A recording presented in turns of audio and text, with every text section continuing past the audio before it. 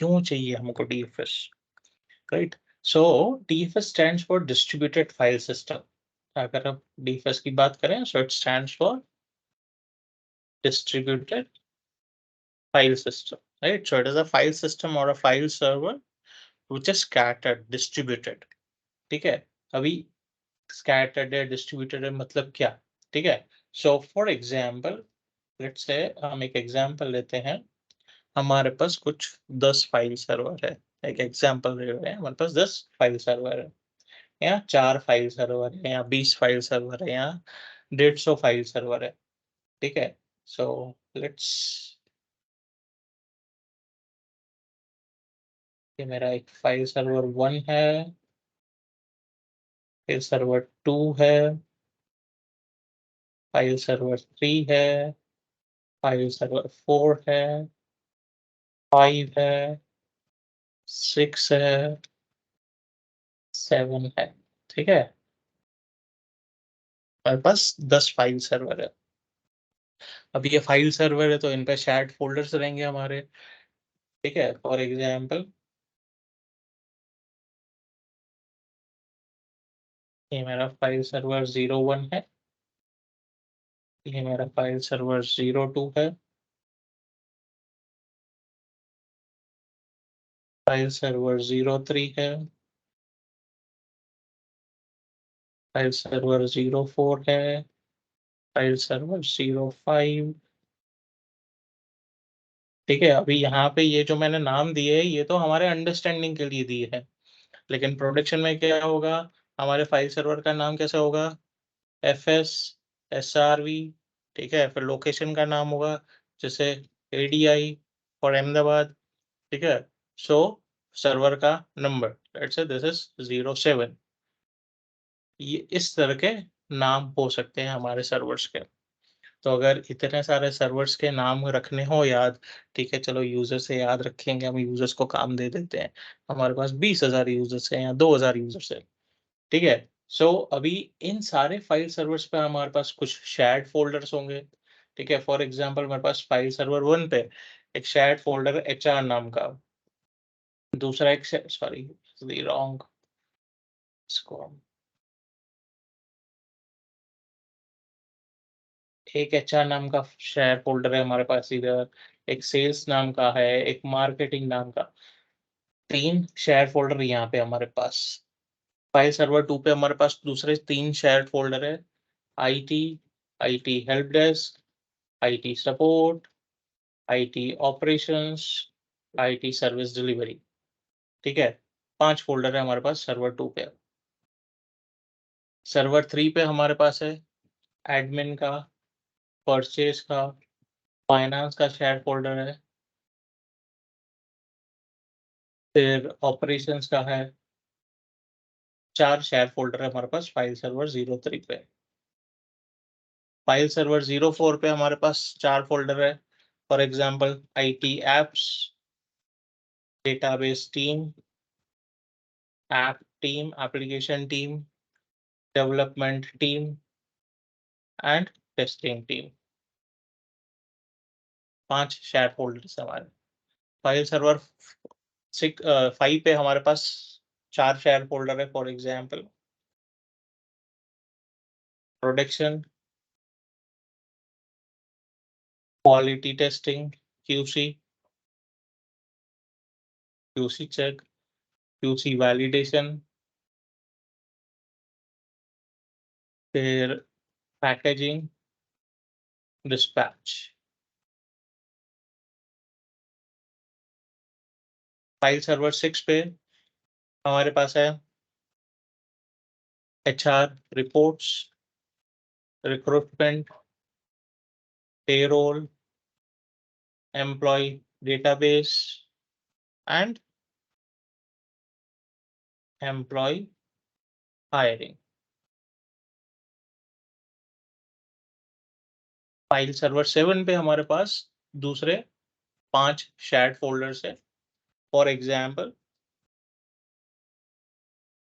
Management, CEO office, CMO, CFO, CISO, etcetera, ठीक है, अभी इतने सारे शेयर्ड फ़ोल्डर्स हैं, ये तो हमने बहुत छोटे एग्ज़ाम्पल्स लिए हैं, हमने कितने फ़ोल्डर्स लिए? 1, 2, 3, 4, 5, 6, 6 5 जा 30, 32 फ़ोल्डर्स ही लिए हैं हमने। लेकिन एक्चुअल प्रोडक्शन में क्या होता है, मोर देन 200 फ़ोल्डर्स शेयर्ड रहेंगे, ठीक है? मोर देन 200, 200 से भी ज़्यादा अधिक फ़ोल्डर्स शेयर्ड होंगे हमारे नेटवर्क पे। तो अभी हर एक यूज़र हमारा यूएनसी पाथ याद रखना पड़ेगा उसको अपने फ़ोल्डर का, ठीक है? सो सर्वर नेम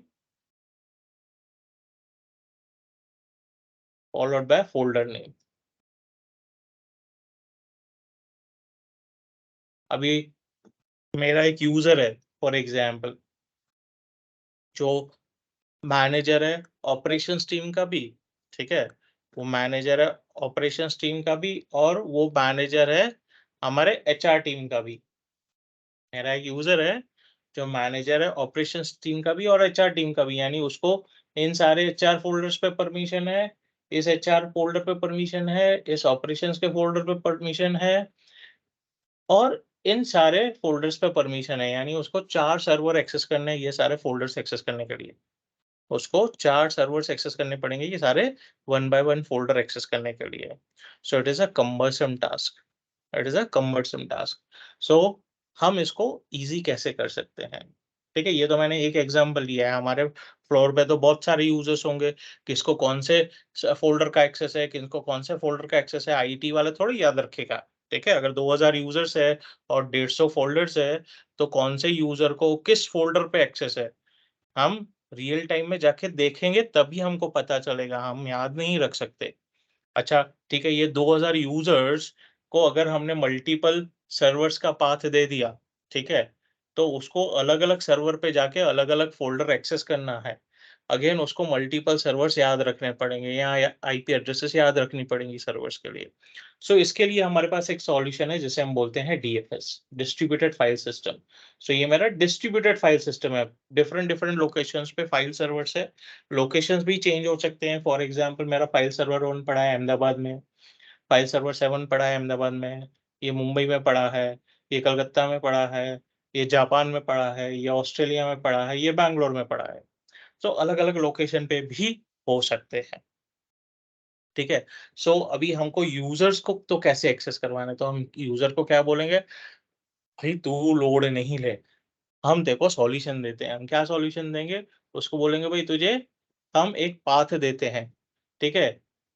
जहाँ पे हमारा डोमेन नेम होगा for example sp.com slash namespace dot namespace,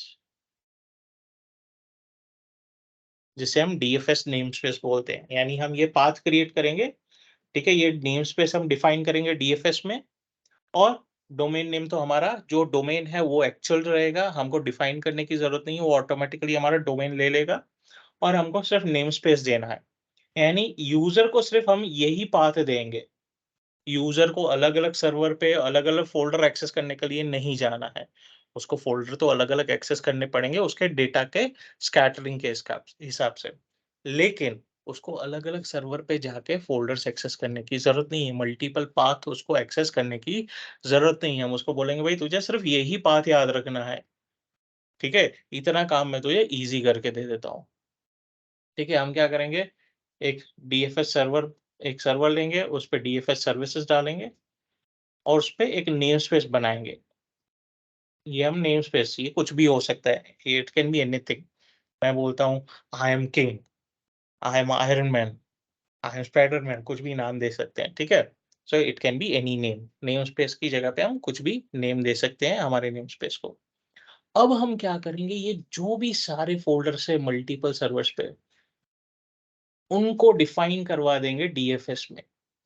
map करवा देंगे डीएफएस में। यानी यूज़र जब मेरा यूज़र बैठा है अपने लैपटॉप पे, डेस्कटॉप पे, वो इस पाथ पे जा रहा है, तो वो जा रहा है बेसिकली मेरे डीएफएस सर्वर पे। अभी डीएफएस सर्वर में जैसे ही वो नेम स्पेस ये ओपन करेगा, उसको ये सारे फ़ोल्डर्स दिख जाएँगे एक ही लोकेशन पे, इस नेम स्पेस के अंडर। जबकि एक्चुअल में सारे फ़ोल्डर्स अलग-अलग जगह पे पड़े हैं। एक्चुअल में सारे फ़ोल्डर्स अलग जगह पे हैं, लेकिन उसको सारे मिल जाएँगे एक ही लोकेशन पे। So this is how DFS works. यहां तक क्लियर है? यस और नो?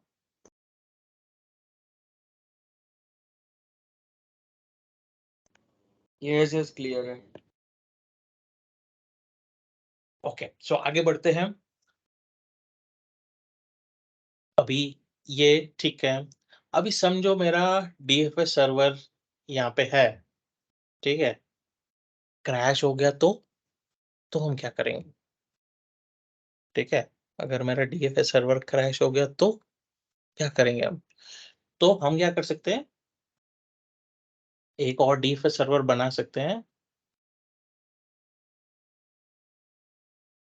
तो रिडंडेंसी मिल गई। ओके, यहाँ तक ठीक है, रिडंडेंसी मिल गई। लेकिन रिडंडेंसी समझेगा कैसे? तो हम रेप्लिकेशन ऑन कर देंगे। तो भाई रेप्लिकेशन का क्या फायदा? तो इसको हम थोड़ा एक स्टेप आगे लेके जाते हैं। हम अभी डीएफएस को साइड में पार्क कर देते हैं। हम चलते हैं फाइल सर्वर पे। फॉर एग्जाम्पल मेरा फाइल नंबर 6 क्रैश हो गया। मेरा फाइल नंबर 6 क्रैश हो गया। उसकी हार्ड ड्राइव भी क्रैश हो गई। ठीक है?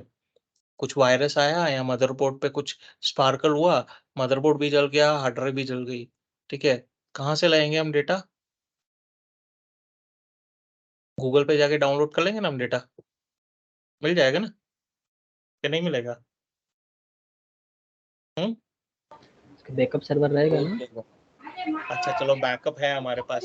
जो बैकअप रिस्टोर करने में कितना टाइम लगेगा? अगर मेरा 20 टीबी का डेटा था उस सर्वर पे, तो कितना टाइम लगेगा रिस्टोर करने में, रिकवर करने में? तकरीबन 5 से 7 दिन। तो 5 से 7 दिन मेरे एचआर रिपोर्ट्स वाले यूज़र, रिक्रूटमेंट वाले यूज़र, पेरोल वाले user, employee database, employee hiring वाले यूज़र क्या करेंगे बैठ के? क्या करेंगे? उनको गोवा घूमने भेज देंगे या पीवीआर की रोज़ की 3-3 शो की टिकट्स दे देंगे। क्या करेंगे हम? हुँ?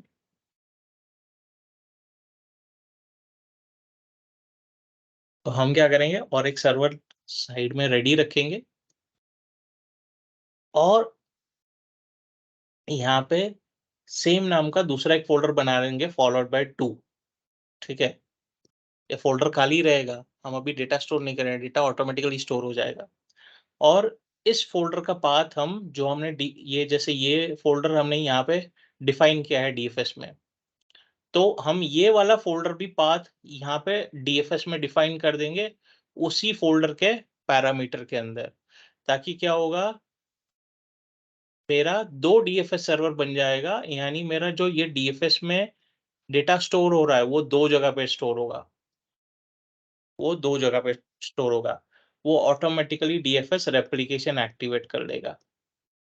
यानी यहाँ पे भी मेरा डीएफएस है, यहाँ पे भी मेरा डीएफएस है और हमने यहाँ पे डीएफएस आर एक्टिवेट कर दिया है, जिसे हम डीएफएस रेप्लिकेशन बोलते हैं। तो यानी यहाँ पे मेरा जो भी डेटा स्टोर होगा, वो ऑटोमैटिकली ये एचआर रिपोर्ट्स 2 वाले फ़ोल्डर में भी कॉपी हो जाएगा, वहाँ पे भी स्टोर हो जाएगा। सो अगर मेरा एक फाइल सर्वर क्रैश हो भी गया, तो दूसरा फाइल सर्वर इन प्लेस रहेगा, यानी मेरी रिडंडेंसी बनी रहेगी। मुझे मैन्युअली उसको जाके कॉपी नहीं करना है।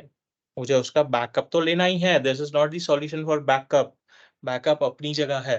बैकअप हम कब रिस्टोर कर सकते हैं, जब मेरे दोनों सर्वर साथ में क्रैश हो गए, मेरी पूरी साइट ही क्रैश हो गई, ठीक है? But backup is the last option, backup restore कर सकते हैं हम, जो टाइम कंज्यूमिंग है। लेकिन रिडंडेंसी भी तो चाहिए, अगर मेरा फाइल सर्वर डाउन हो गया तो मेरे यूज़र्स क्या करेंगे, ठीक है? वो तो फ्री बैठे रहेंगे, प्रोडक्शन हैज़ अ कॉस्ट, ठीक है? So we can make use of DFS replication, एक और सर्वर पे हम उसका रेप्लिकेशन करवा के रख सकते हैं। अगर मेरा प्राइमरी सर्वर फेल हो गया, तो सेकेंडरी सर्वर इन प्लेस हो जाएगा। तो हम चलते हैं अभी, मैं डोमेन नंबर 1 पे डीएफएस इंस्टॉल करूँगा। पहले हम सिर्फ डीएफएस कांसेप्ट समझेंगे, फिर चलेंगे डीएफएस डोमेन नंबर 2 पे, डीएफएस फिर से इंस्टॉल करेंगे और रेप्लिकेशन इनेबल करेंगे। So let's navigate to lab.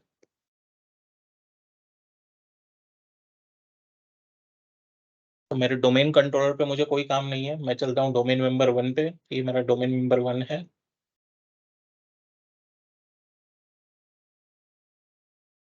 और हम साथ में क्लाइंट मशीन को भी ले लेंगे।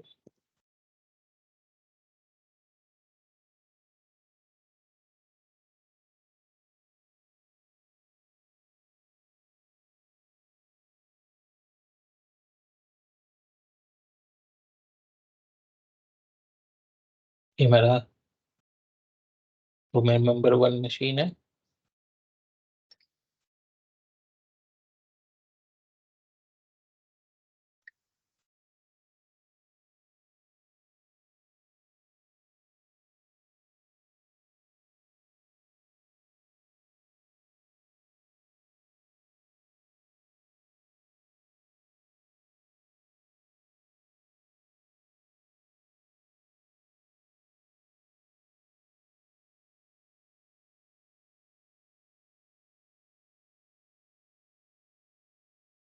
ठीक है, अभी हम यहाँ पे डीएफएस इंस्टॉल करेंगे। So we go to server manager.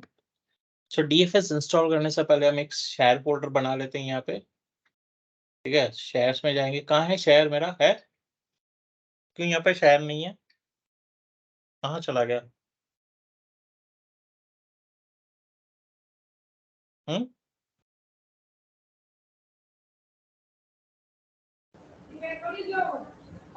जहाँ पे राइट हैंड साइड वो टास्क पे जाके देखो जरा, नहीं है क्या? यहाँ पे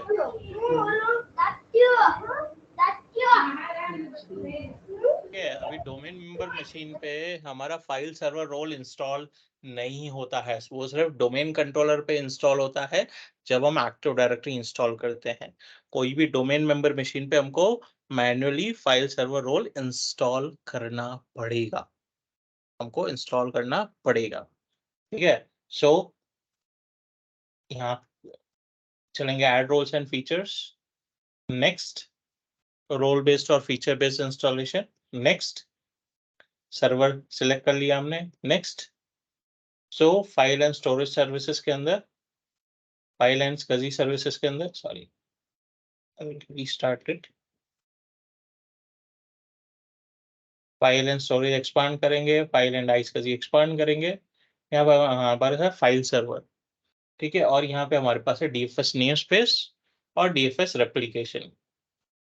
अगर मैं खाली फाइल सर्वर सिलेक्ट करता हूँ तो सिलेक्ट कर सकता हूँ, I am open to do it.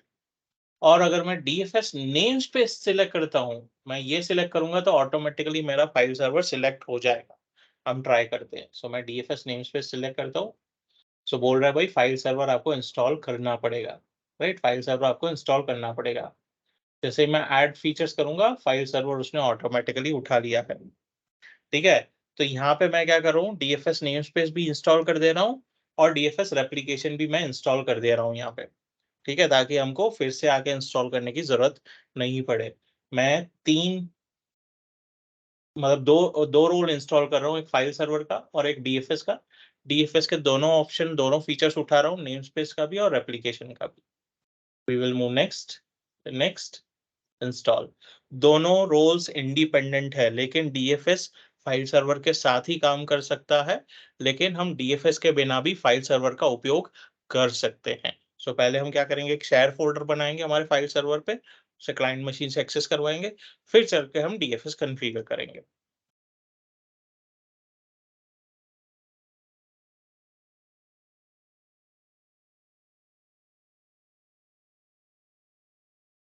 तो हमने डोमेन मेंबर 1 पे file server role, DFS replication, DFS ये सक्सेसफुली इंस्टॉल कर दिया। You close it. अभी अगर हम फाइल एंड स्टोरेज सर्विसेज पे चले तो हमारे पास शेयर्स आ गया। हमारे पास शेयर्स आ गया, एक शेयर फोल्डर बनाते हैं हम, right? So to create a file share, start the new share wizard. ठीक है, एसएमबी क्विक करेंगे, नेक्स्ट। मैं सी ड्राइव में बना देता हूँ, मेरे पास यहाँ तो मैं कैंसिल करता हूँ और हम एक पार्टीशन बना देते हैं श्रिंक करके। मैं डिस्क मैनेजमेंट में जा रहा हूँ,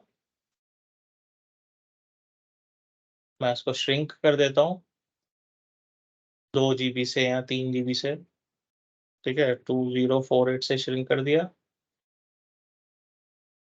2 GB मेरा श्रिंक हो गया है। New simple volume. मैं थोड़ा फास्ट फॉरवर्ड जा रहा हूँ क्योंकि हमने ये स्टेप्स देखे हुए हैं। मेरा ई ड्राइव बन गया है। ठीक है, अभी वो मेरे सर्वर मैनेजर में 10 मिनट के बाद रिफ्लेक्ट होगा, तो हम क्या करेंगे, हम यहाँ पे रिफ्रेश कर देते हैं सर्वर मैनेजर को। मेरा सर्वर मैनेजर रिफ्रेश हो रहा है, हो गया है। तो अब यहाँ पे चलेंगे क्विक, नेक्स्ट। मैं ई ड्राइव सेलेक्ट कर रहा हूँ, मुझे ई ड्राइव में फोल्डर चाहिए, नेक्स्ट। तो अभी कौन सा फोल्डर चाहिए? मैं बोलता हूँ मुझे प्रोडक्शन नाम का फोल्डर चाहिए, प्रोडक्शन 1 नाम का फोल्डर चाहिए, ठीक है। तो ये मेरा लोकल पाथ है, ई ड्राइव में शेयर्स नाम का फोल्डर, उसमें प्रोडक्शन 1 का लोकल पाथ है। और यूएनसी पाथ यहाँ नेटवर्क पाथ क्या रहेगा? /d/member01/production1। Next next. सो हम परमिशंस कस्टमाइज कर सकते हैं। तो अभी हम परमिशन को मर्ज नहीं कर रहे हैं, वो चैप्टर हमने क्लोज कर दिया है। लेकिन प्रोडक्शन में ऐसा नहीं करना है, प्रोडक्शन में हमको परमिशन भी साथ में देनी है। We will move next and we will click create, close. तो मेरा एक शेयर फोल्डर बन गया है। हम चलते हैं क्लाइंट मशीन पे और इसको एक्सेस करके देखते हैं। त्रिशा से लॉगिन करवाते हैं,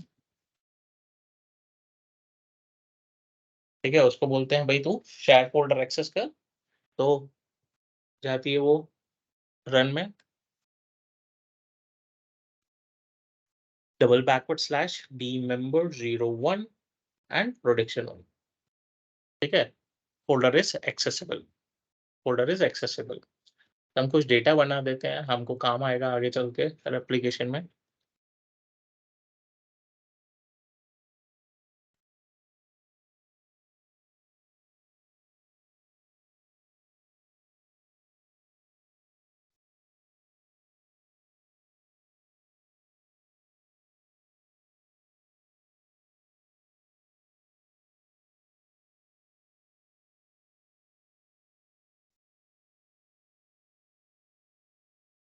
ठीक है, त्रिशा ने कुछ डेटा बना दिया है और एक डेटा बना रही है बैच 2 का।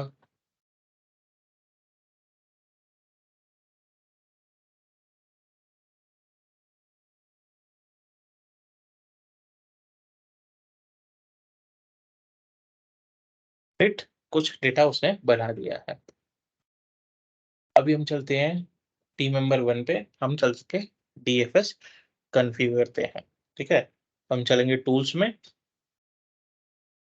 डीएफएस में कहाँ है डीएफएस? ये रहा मेरा डीएफएस मैनेजमेंट को मैक्सिमाइज करेंगे। Let me see if I can change the resolution.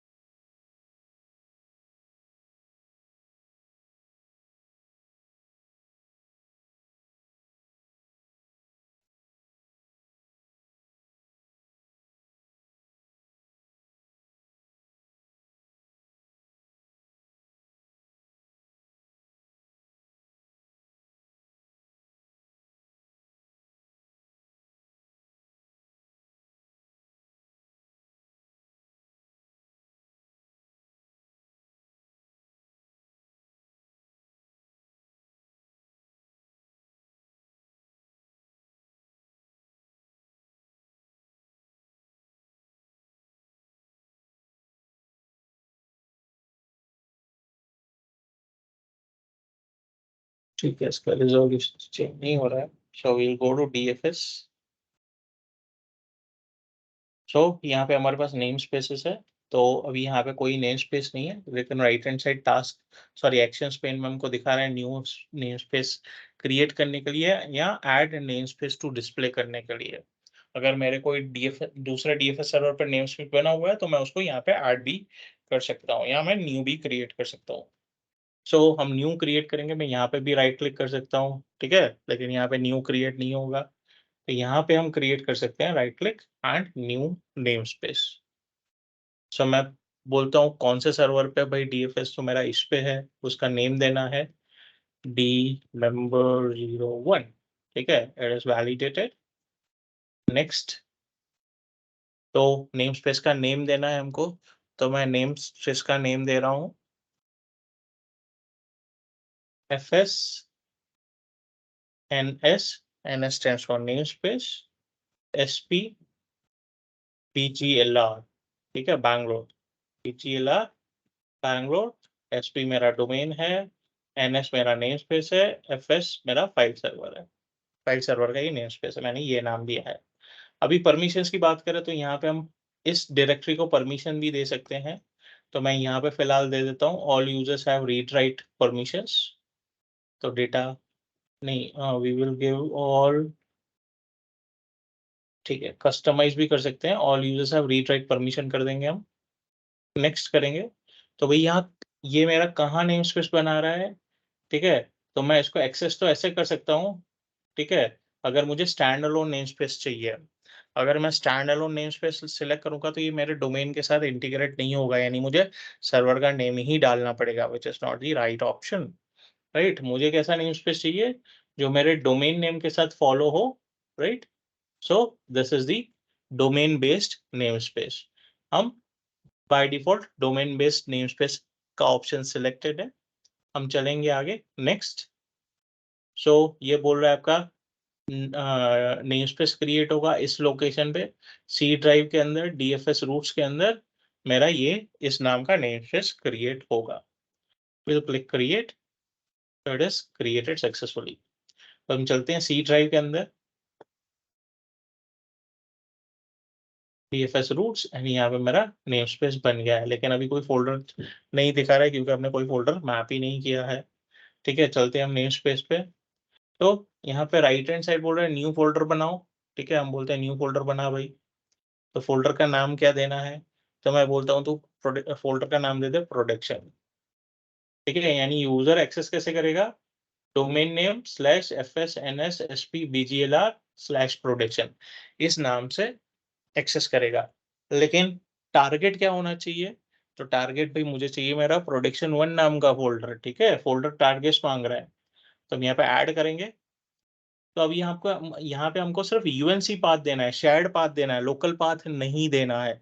Local path दोगे तो ये मैपिंग नहीं होगा, शेयर पाथ चाहिए, इसलिए हमने पहले फोल्डर बना के शेयर कर दिया है। ठीक है, सो हम ब्राउज करेंगे उसको। सो यहाँ पे मेरा प्रोडक्शन दिख रहा है, प्रोडक्शन 1 नाम का फोल्डर, और इस यूएनसी पाथ पे है। अगर आपको ब्राउज नहीं कर पा रहे तो सीधा यहाँ पे यूएनसी पाथ टाइप कर देना है तो भी चलेगा, लेकिन नेटवर्क में एक्सेसिबल होना चाहिए। ठीक है, सो यहाँ पे मेरा फोल्डर का पाथ आ गया है। सो दिस इज माय फोल्डर, उसे ओके करेंगे, यानी मेरा प्रोडक्शन नाम का फोल्डर एनेबल्ड हो गया है, इस लोकेशन पे पाथ दिख रहा है। ठीक है, तो चलते हैं हम क्लाइंट मशीन पे, त्रिशा को वापस बुलाते हैं, उसको बोलते हैं भाई तू नेम स्पेस एक्सेस करके देख। सो वो रन में जा रही है, double/sp.com/FSNSSPBGLR एंड एंटर। वो एक्सेस कर पा रही है हमारा नेम स्पेस पाथ, यानी उसको सिर्फ यही नाम याद रखना है, बाकी के सारे फोल्डर्स यहाँ पे दिख जाएंगे। जिस यूजर को जिस फोल्डर पर परमिशन है वो यूजर वो फोल्डर एक्सेस कर सकता है, जिस यूजर को जिस फोल्डर पर परमिशन नहीं है उसको एक्सेस नहीं मिलेगा, यहाँ जिस टाइप का एक्सेस है वो उस टाइप का एक्सेस मिलेगा। सो अगर यहाँ पे प्रोडक्शन के अंदर जाए तो ये डेटा त्रिशा ने बनाया था प्रोडक्शन 1 नाम के फोल्डर के अंदर, double/d/member01/प्रोडक्शन 1 के अंदर बनाया था, लेकिन अभी उसको प्रोडक्शन में ही दिख रहा है, उसको प्रोडक्शन में ही दिख रहा है। क्लियर है यहाँ तक, यस नो?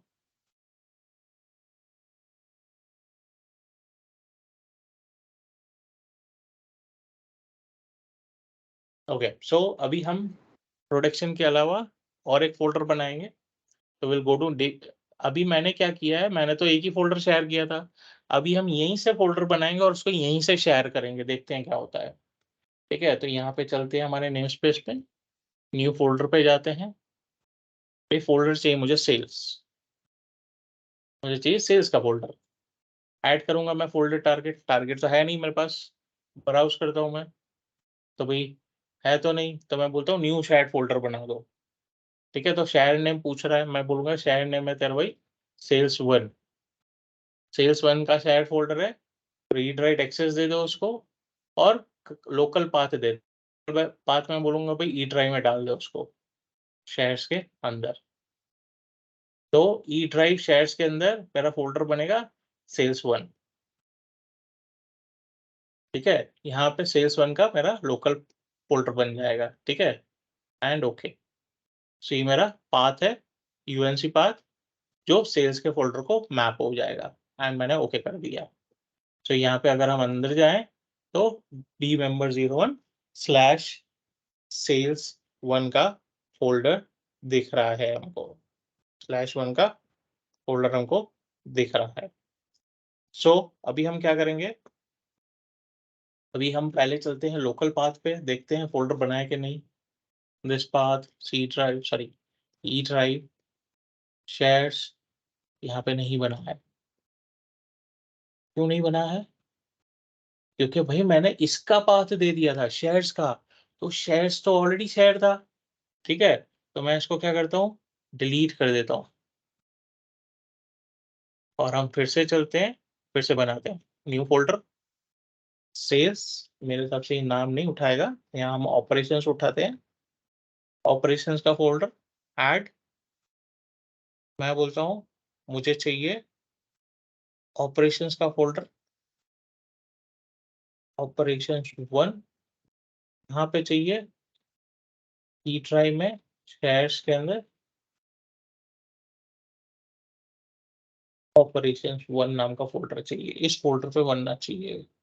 ओके कर दूंगा, तो बोलता है फोल्डर तो है ही नहीं ऑपरेशन 1 का, भाई तो क्रिएट कर दे, मैं यस बोल देता हूँ, क्रिएट कर दे, एंड ओके। तो ये मेरा नेटवर्क पाथ है, और ये मेरा डीएफएस पाथ है, ओके कर दूंगा मैं।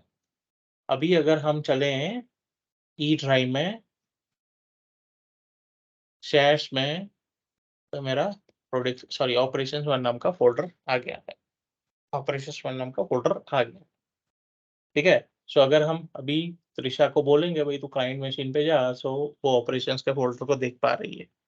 अभी सारे यूजर्स को परमिशन है, तो परमिशन को हम साइड में रख देते हैं, वो हम हमारे अनुसार परमिशन दे सकते हैं फोल्डर पे, कौन से ग्रुप को देना है, कौन से यूजर को, दैट वी हैव कंट्रोल, ठीक है।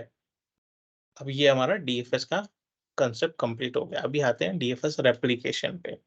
तो रेप्लिकेशन कैसे काम करेगा, मेरा पाथ तो यूजर के लिए सेम ही रहेगा, यूजर का पाथ चेंज नहीं होना है, लेकिन एज एन एडमिन मेरा रिस्पॉन्सिबिलिटी जो यूजर डेटा क्रिएट कर रहा है उसको मैं संभालूं भी तो सही, वो क्रैश नहीं होना चाहिए। अगर क्रैश भी होता है तो यूजर को इमीडिएटली डेटा अवेलेबल होना चाहिए, रिडंडेंसी अवेलेबल होनी चाहिए, राइट। सो हम रेप्लिकेशन जाके एक्टिवेट करेंगे। तो रेप्लिकेशन एक्टिवेट करने के लिए हमको पहले 2 फाइल सर्वर्स चाहिए with DFS enabled, with DFS enabled. तो हम चलते हैं डी मेंबर 02 पे,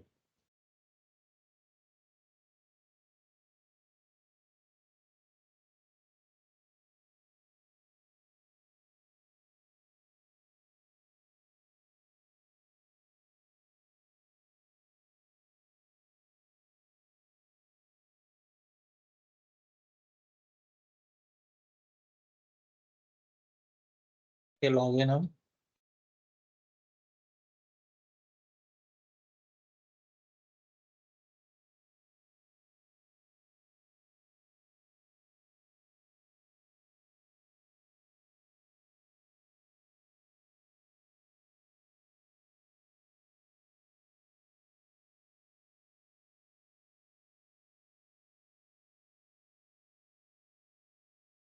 तो यहाँ पे भी हम फाइल सर्वर की सर्विस नहीं है यहाँ पे मेरी है।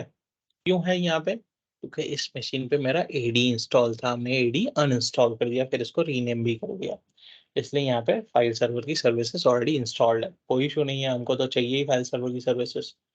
चल के डीएफएस इंस्टॉल करते हैं,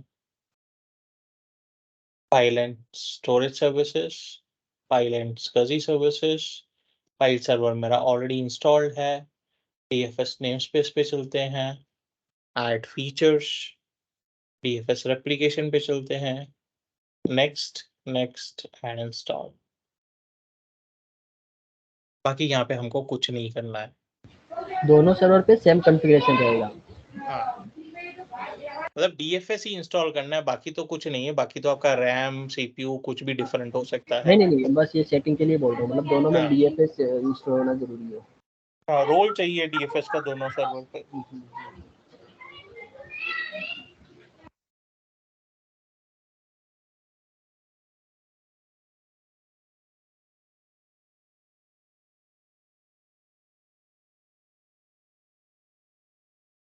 तो मेरा इंस्टॉलेशन सक्सीड हो गया है।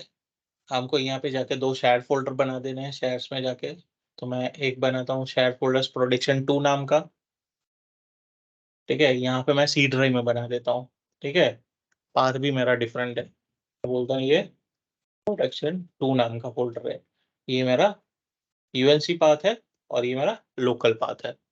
नेक्स्ट, नेक्स्ट, परमिशंस को मैं स्किप कर रहा हूँ। Next and create. दूसरा एक फ़ोल्डर बना देता हूँ मैं, ऑपरेशंस 2 नाम का, अगेन सी ड्राइव में। ये मेरा लोकल पाथ है, ये मेरा यूएनसी पाथ है। Next, next, next, yes Bhavik.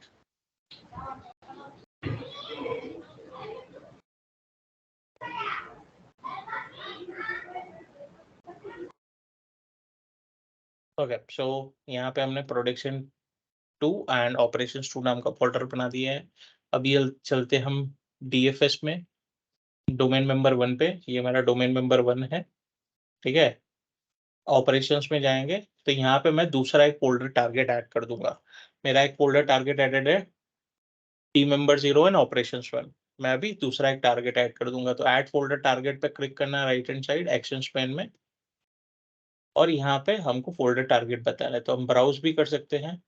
तो यहाँ पे तो मेरा डोमेन मेंबर 1 मशीन दिखा रहा है, तो हम ब्राउज़ करेंगे और डोमेन मेंबर मशीन 2 को उठा के लेके आएँगे। तो बोल रहा है आपके पास 2 फ़ोल्डर है, प्रोडक्शन 2 है, ठीक है? सॉरी ऑपरेशंस 2 है, ओके कर दिया। यानी मेरा ये यूएनसी पाथ, ये लोकल पाथ, ठीक है? तो ये बोल रहा है ओके, आपको अगर रेप्लिकेशन करना है तो रेप्लिकेशन ग्रुप बनाना पड़ेगा। तो क्या उसको ग्रुप में तो 2 सर्वर चाहिए ना, नहीं तो 2 सर्वर से बात कैसे करेगा, ठीक है? तो उसको ग्रुप बनाना पड़ेगा, so we will say yes we want to create a replication group.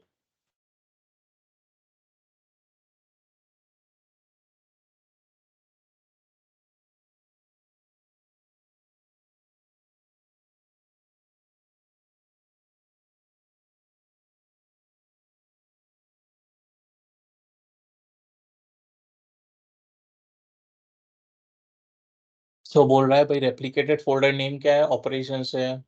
आपका रेप्लिकेशन ग्रुप नेम क्या है? ये है। नेक्स्ट।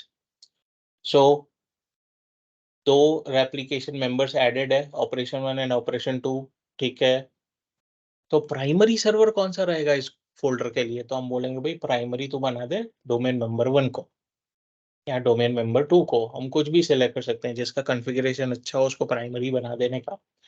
जिसकी रैम अच्छी है, सीपीयू अच्छा है, नया सर्वर है, उसको आप प्राइमरी बना लो। नेक्स्ट। तो टोपोलॉजी कौन-सी चाहिए? तो नो टोपोलॉजी तो चलेगा नहीं। तो 2 ऑप्शन है, हब एंड स्पोक और फुल मेश। अगर अभी हम हब एंड स्पोक सेलेक्ट करेंगे, तो उसके लिए मिनिमम 4 सर्वर चाहिए पहले तो, सेम कॉन्फ़िगरेशन के। सेकंड चीज़, उसमें अब एक मेरा मास्टर रहेगा, 3 स्लेव रहेंगे, जो रिस्क है। इससे अच्छा मैं मेश सेलेक्ट कर सकता हूँ। मेश में क्या होगा, मेरे सारे सर्वर्स इक्वल रहेंगे, तो हम फुल मेश में जाएँगे, वी विल मूव नेक्स्ट। तो बोलता है, भाई ठीक है, ओके, आपने मेश सेलेक्ट कर लिया, तो रेप्लिकेशन ग्रुप का शेड्यूल और बैंडविड्थ तो बताओ। क्या बैंडविड्थ है दोनों सर्वर के बीच में? क्या शेड्यूल चाहिए रेप्लिकेशन के लिए? तो हम हमारे अनुसार as per our need we can select what is required as per production. तो भई मैं बोलता हूँ फुल बैंडविड्थ है, तो मेरी फुल बैंडविड्थ कंज़्यूम करेगा। मैं बोलता हूँ भई तू फुल बैंडविड्थ मत कंज़्यूम कर, 1 एमबीपीएस ही कंज़्यूम कर। मेरे पास 3 एमबीपीएस का लाइन है या 5 एमबीपीएस का लाइन है, तो उसमें से 1 एमबीपीएस कंज़्यूम कर चलेगा। बाकी तू मेरे लिए छोड़ दे, मेरे दूसरे डेटा ट्रांसफर के लिए। यहाँ भाई तू 1 एमबीपीएस भी कंज़्यूम नहीं कर, 128 केबीपीएस कंज़्यूम कर। तो हम हमारे हिसाब से यहाँ पे बैंडविड्थ डिफाइन कर सकते हैं, और replication during the specific days and time ही करना है मुझे।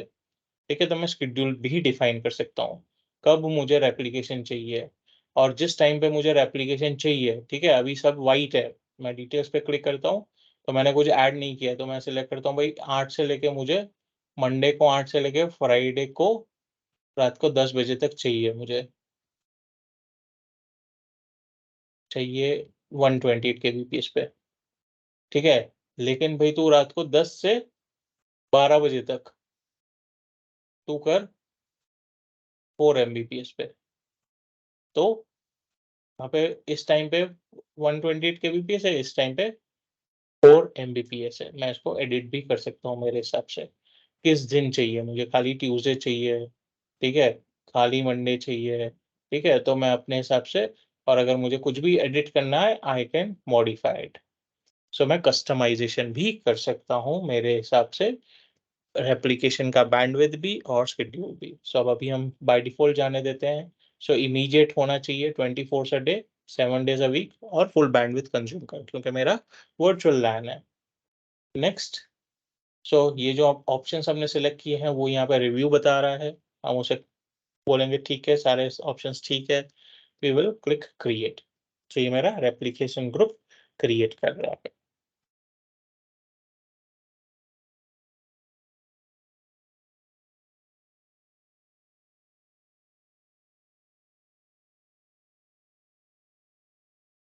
ठीक है, यानी अगर हम डोमेन मेंबर 2 पे चले हैं, मेरा लंदन डीसी ऑफ हो गया है, मैं उसको ऑन कर देता हूँ पहले, तो नहीं तो एरर दे सकता है। डोमेन मेंबर 2 पे चले, ठीक है, 2 फ़ोल्डर्स के अंदर, तो यहाँ पे डेटा अभी फ़िलहाल नहीं होगा। सी ड्राइव में, शैर्स में, प्रोडक्शन 2 में कोई डेटा नहीं है। प्रोडक्शन 1 में हमने डेटा बनाया है, ठीक है? So we'll wait. उसने एरर दे दिया है क्योंकि अरे ये मशीन डेटा लॉक हो गया। क्या रिक्रिएटेड, हम फिर से बनाएँगे।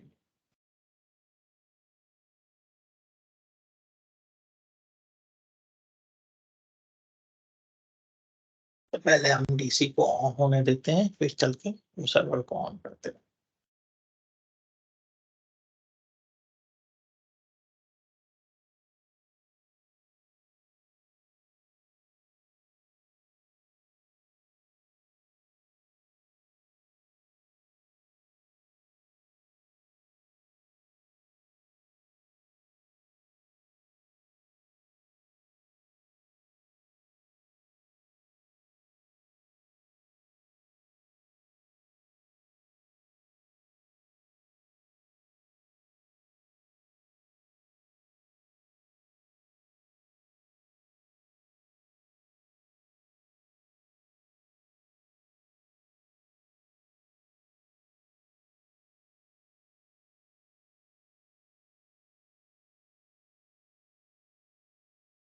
ओके, सो हम चल के ह्यूमन मेंबर मशीन को भी ऑन कर देते हैं।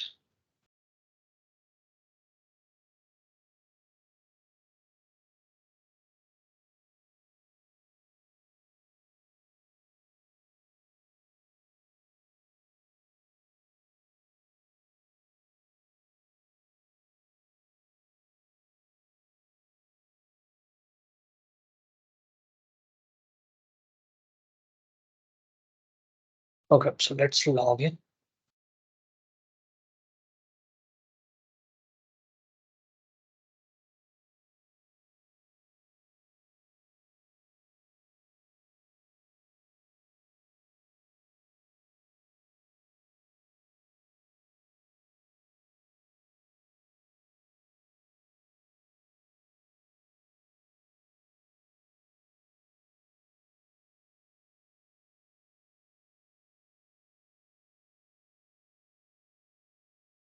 तो अभी हम फिर से चल के ट्राई करते हैं। Will go to DFS, name space, production, मैं नया फोल्डर टारगेट ऐड करूंगा।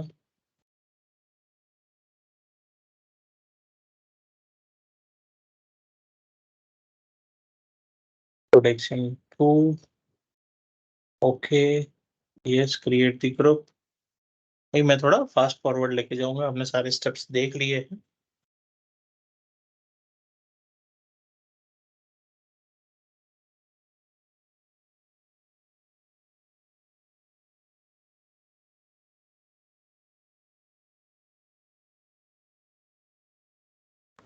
संतोष सर, ये जो रेप्लिका करेगा वो विद परमिशन अगर दिया हुआ है उसको भी साथ में करेगा क्या?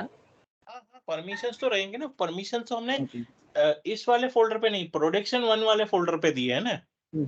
ओके। तो जो परमिशंस है वो तो परमिशंस डेटा पे जो परमिशन रहेंगे वो तो परमिशन रहेंगे ही। ठीक है, परमिशन हम थोड़ी मॉडिफाई कर रहे हैं, हम तो सिर्फ रेप्लिकेशन एनेबल कर रहे हैं कि यहाँ का डेटा उठा के वहाँ पे कॉपी कर देगा। ये मेरा सक्सेस हो गया है, ठीक है। मेरा डोमेन कंट्रोलर टर्न ऑफ हो गया था, इसलिए उसने एरर दे दिया था, क्योंकि डीएनएस सर्वर उस पे है। डीएनएस सर्वर मेरे डोमेन मेंबर 2 को रीलोकेट नहीं कर पाया था, इसलिए तब एरर दे दिया था। Now it is created and okay. तो अभी मेरे 2 फोल्डर टारगेट्स ऐड हो गए। इसी तरह हम ऑपरेशंस में भी ऐड करके देखते हैं, तो ऑपरेशंस में भी ऐड हो गया है, क्योंकि ऑपरेशंस में हमने पहले ट्राई कर लिया था। ठीक है, सो मैंने यहाँ पे प्रोडक्शन का रेप्लिकेशन है एक, ठीक है, दिख रहा है। सो अभी हम वेट करते हैं और डोमेन मेंबर 2 में चल के प्रोडक्शन में यहाँ पे वेट करेंगे थोड़ी देर, 10 मिनट जैसा। यहाँ इसको त्रिशा को बोलते हैं, तू भाई कुछ डेटा क्रिएट कर जाके प्रोडक्शन के फोल्डर में।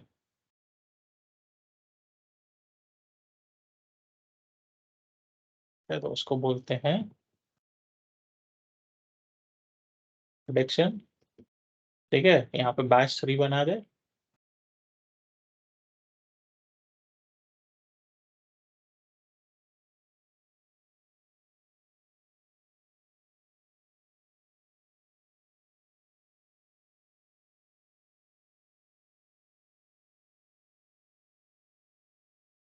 ठीक है, उसने कुछ डेटा बना दिया है, तो हम चलते हैं पहले डोमेन मेंबर 1 पे, देखते हैं उसने डेटा बनाया है। हमको एक्सेस इसलिए रहेगा क्योंकि हमने परमिशंस डिफॉल्ट रखे हैं। 3 फाइल्स है इसकी यहाँ पे प्रोडक्शन 1 में। डोमेन मेंबर 2 पे चलते हैं। यहाँ पे 5-10 मिनट हमको वेट करना पड़ेगा, कभी-कभी थोड़ा टाइम लगता है, ठीक है। वो ऑटोमेटिकली ट्रिगर कर देगा रेप्लिकेशन और यहाँ पे रेप्लिकेट हो जाएगा data. We will wait for 5 minutes.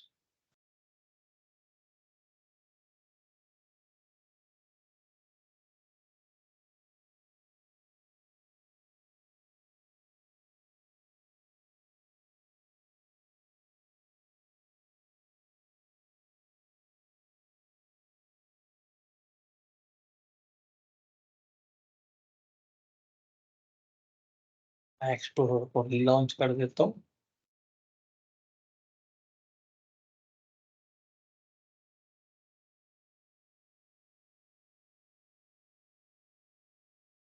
हो सकता है यहाँ पे डीएफएस नेम स्पेस हमको ऐड करना पड़े।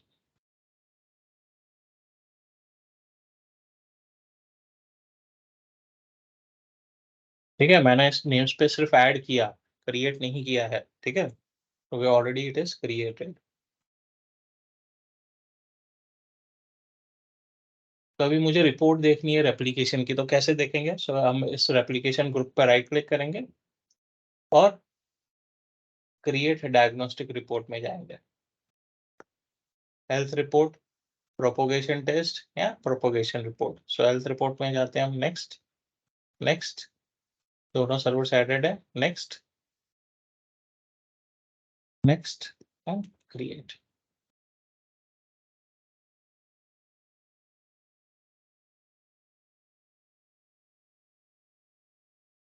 तो अलाउ ब्लॉक कंटेंट करते हैं, तो यहाँ पे हमको दिखा देगा। तो भाई एरर्स कितनी है? Servers with errors, no errors और वार्निंग्स। तो सर्वर डिटेल्स में जाते हैं हम पहले, तो यहाँ पे डोमेन मेंबर 1 है, डोमेन मेंबर 2 है, ठीक है।